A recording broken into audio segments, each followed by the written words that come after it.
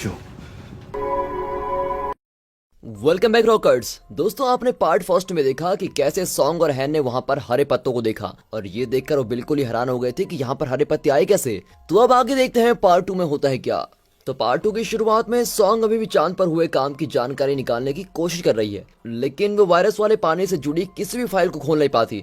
अब कुछ देर बाद कैप्टन सभी को एक छोटे रास्ते के पास बुलाता है जो कि नीचे की तरफ जाता है और उस नीचे जाने के रास्ते में पेड़ पौधे देखकर सभी हैरान हैं और सभी लोग सोचते हैं कि यहाँ पर ये पेड़ पौधे आए कैसे। और सभी लोग समझते हैं कि ये तो बहुत बड़ी खोज है और इसके लिए जांच करना चाहते हैं। E1 और E2 सबसे पहले नीचे जाना चाहते हैं और कैप्टन हैन उनको जाने देता है और जब वो दोनों पक्का कर लेते हैं कि नीचे कोई भी खतरा नहीं है तो बाकी सभी लोग उधर आने को तैयार हो जाते हैं। अब शुरू में जैसे पेड़ पौधों को देखते हैं सबके मन में यही सवाल आता है कि चांद पर आखिरकार पेड़ पौधे उग कैसे गए। लेकिन कुछ देर में वो एक कमरे में जाते हैं जो कि पूरा चांद वाले पानी से भरा हुआ है। उनमें से कैप्सूल टूट गया है और लगता है कि थोड़े से पानी से ये सारे पेड़ पौधे उग गए हैं। अब पेड़ पौधों ने खुद ऑक्सीजन बनाई और अपने रहने लायक वातावरण बना लिया है। अगर इंसान चांद वाले पानी का ठीक से प्रयोग करेगा तो पृथ्वी वापस ठीक हो सकती है। लेकिन ये बात बिल्कुल साफ है कि वो अभी पानी का प्रयोग करना नहीं जानते हैं। कैप्टन हैन सभी को कैप्सूल इकट्ठा करने को कहता है क्योंकि वही उनका मिशन है। अब ये देखने के बाद कि चांद वाला पानी इंसानों के साथ क्या क्या कर सकता है, वो उन कैप्सूल्स को बड़ी सावधानी से उठा रहे होते हैं। सब कुछ ठीक चल रहा होता है लेकिन फिर E1 पर कोई हमला कर देता है जो कि बहुत ही तेज होता है।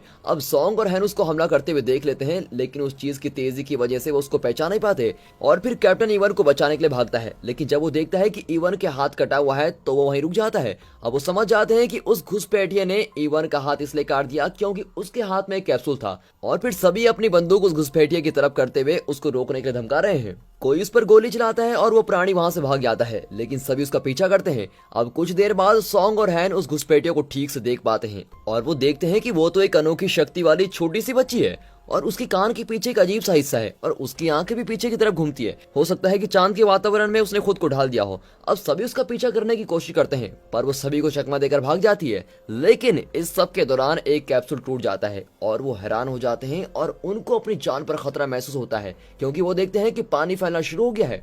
अब कैप्टन सभी की जान की कीमत समझते हुए सभी को बेसमेंट से बाहर निकालने के लिए बोलता है। E1 मर जाता है इसलिए वो उसको अपने साथ बाहर नहीं ले जाते। फिर उनका साथी रियू चांद के पानी से बाहर सभी कैप्सूल्स को इकट्ठा करके साथ लेके जाता है। रियू वहां से निकलने के पहले देखता है कि बाकी सभी कैप्सूल्स का पानी लाल हो गया है। इसका मतलब यह है कि पृथ्वी को बचाने के लिए उनके पास थोड़ा ही चांद वाला पानी है और जब सभी नीचे से बाहर आ जाते हैं पानी बढ़ने लगता है और बेसमेंट पूरा पानी में डूब जाता है।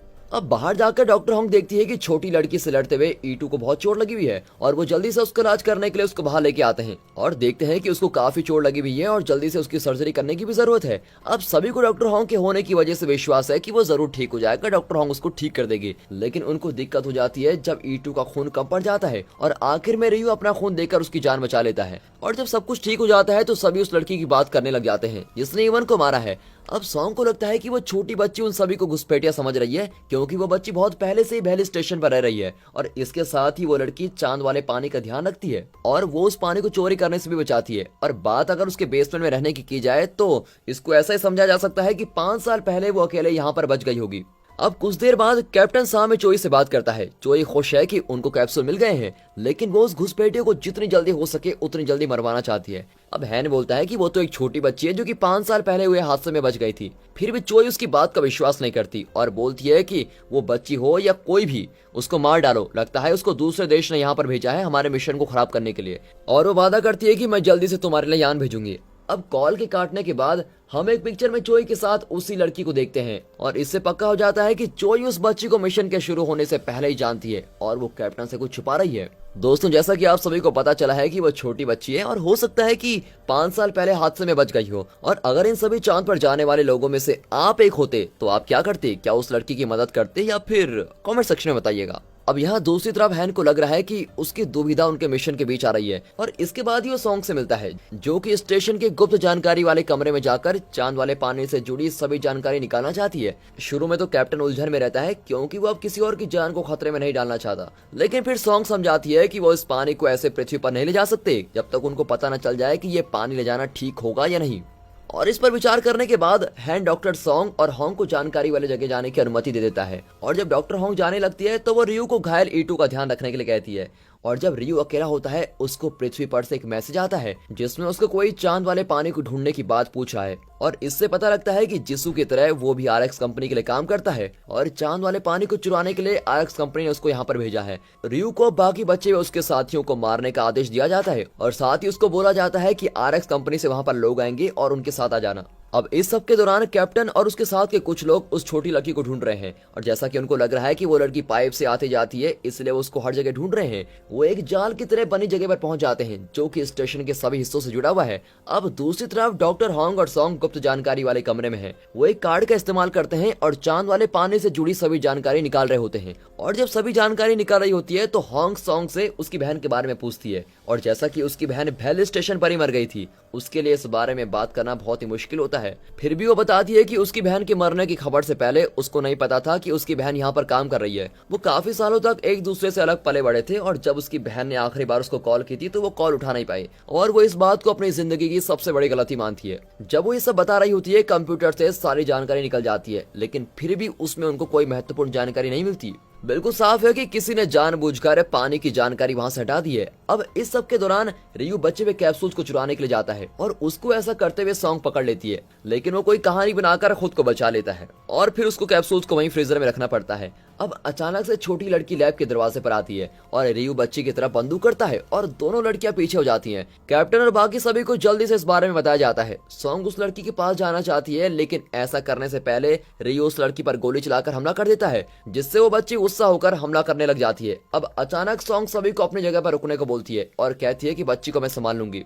अब सॉन्ग देखती है कि बच्ची कैप्सूल्स को पाना चाहती है और इसलिए लड़की का दिल जीतने के लिए वो उसको कैप्सूल पकड़ाने की कोशिश करती है। यह योजना काम आती है और लड़की शांत हो जाती है लेकिन रियू दोबारा हमला करके सब कुछ गड़बड़ कर देता है और इस वजह से कैप्सूल भी टूट जाता है। इससे बच्ची को भी गोली लग जाती है और वो मेज पर पड़ी तड़प रही होती है और जब सभी को लगता है कि वो लड़की मर जाएगी तो वो सभी को हैरान होकर देखती है। उसकी चोट तभी ठीक हो जाती है और वो पहले की तरह ठीक और ताकतवर बन जाती है। अब वो जल्दी से वहां से भागती है और सभी लोग ये देखकर हैरान हो जाते हैं कि ये कैसे ठीक हो गई। अब इसके बाद वो बचे हुए कैप्सूल्स को ध्यान से वापस फ्रीजर में रख लेते हैं। अब सॉन्ग की इस हरकत से कैप्टन उसको कुछ बोलता है लेकिन सॉन्ग बोलती है कि चांद वाले पानी को संभालने और प्रयोग करने के लिए उन्हें उस लड़की की जरूरत है क्योंकि सिर्फ वही लड़की है जो उस पानी के संपर्क में आने के बाद भी जिंदा है। उसको मारने की जगह उसे या तो उस लड़की का दिल जीतना होगा या फिर उसको पकड़ना होगा। अब सभी लोग मान जाते हैं और बच्चे को संभालने के बारे में सोचते हैं और वो तय करते हैं कि वो एक जगह पर एक कैप्सूल को रखेंगे और उस लड़की के आने पर कमरे में बंद कर देंगे। तभी हॉन्ग रियू का तापमान देखती है और पाती है कि उसको बुखार है और इस वजह से रियू को एक और बार अकेले रहने का मौका मिल जाता है और बाकी सभी अपने काम के लिए दूसरी तरफ निकल जाते हैं। और इस बार रियू तय करता है कि जो भी उसके रास्ते में आएगा वो उसको मार डालेगा। दूसरी तरफ कैप्टन हैन सा के चीफ मिस्टर किम से बात करता है। कैप्टन इस इंसान पर विश्वास करता है और इसलिए वो स्टेशन के बारे में उससे सब कुछ पूछता है। मिस्टर किम बताता है कि जब 5 साल पहले चो स्टेशन को बंद कर रही थी तब ऐसा कोई और भी था जो भेल स्टेशन को बंद नहीं होने देना चाहता था। कैप्टन उसको ये सब अच्छे से बताने को बोलता है लेकिन किम उसको डॉक्टर सॉन्ग से बातचीत करने को बोलता है। इस कॉल के बाद मिस्टर किम कैप्टन की बेटी के पास जाता है जिसकी सेहत में कोई सुधार नहीं हो रहा होता है। किम ने हैन से वादा किया था कि वो हैन की बेटी का ध्यान रखेगा और वो अपने वादे को निभाने के लिए पूरी मेहनत कर रहा होता है। और तभी दिखाते हैं कि जहाँ पर पानी बांटा जा रहा होता है बहुत सारे गरीब लोग पानी की एक एक बूंद के लिए तरस रहे होते हैं। अब दोबारा भेल स्टेशन में दिखाते हैं बच्ची को पकड़ने के लिए एक अच्छी योजना बनाई जाती है और बच्ची को अपनी योजना में फंसाने के लिए सॉन्ग एक रास्ते में कैप्सूल को पकड़कर खड़ी हो जाती है। रास्ते के एक तरफ कैप्टन सॉन्ग पर ध्यान रखे हुए हैं जबकि दूसरी तरफ 2 लोग ऐसा कर रहे हैं। और जब सभी लड़की का इंतजार कर रहे होते हैं रियू दूसरी बार कैप्सूल को चुराने की कोशिश करता है। वो कैप्सूल चुरा के निकल जाता है लेकिन तभी ईटू को होश आ जाता है और उसको बहुत सारी चोट भी लगी हुई है लेकिन फिर भी वो फ्रीजर में कैप्सूल्स को देखने जाता है और उसको वहाँ कैप्सूल नहीं मिलते। वो लगभग कैप्टन को ये बताने ही वाला होता है कि वहाँ कैप्सूल नहीं है लेकिन तभी वहाँ रियू आ जाता है और उसको मार डालता है। अब कुछ देर बाद वहाँ होंग आती है और रियू और ईटू दोनों को वहाँ से गायब पाती है। अब वो ये बात कैप्टन को बताना चाहती है लेकिन हैन अभी छोटी बच्ची को पकड़ने की योजना पर है और अचानक वो देखते हैं कि उनकी तरफ बहुत तेजी से कोई आ रहा है। अब बाकी सभी लोग छिप जाते हैं लेकिन सॉन्ग वहाँ रास्ते में अकेली खड़ी है और जब बच्ची वहाँ पर पहुंच जाती है तो सॉन्ग को उसको वहाँ से बाहर निकालना था लेकिन सॉन्ग ऐसा नहीं करती है और वो उस लड़की के साथ संबंध बनाना चाहती है। कैप्टन घबराकर सॉन्ग को बाहर निकाल लेता है जिससे वो बच्ची भी घबरा जाती है। अब बच्ची उनका पीछा करने की कोशिश करती है लेकिन उसका पैर एक बंद होते हुए दरवाजे में फंस जाता है।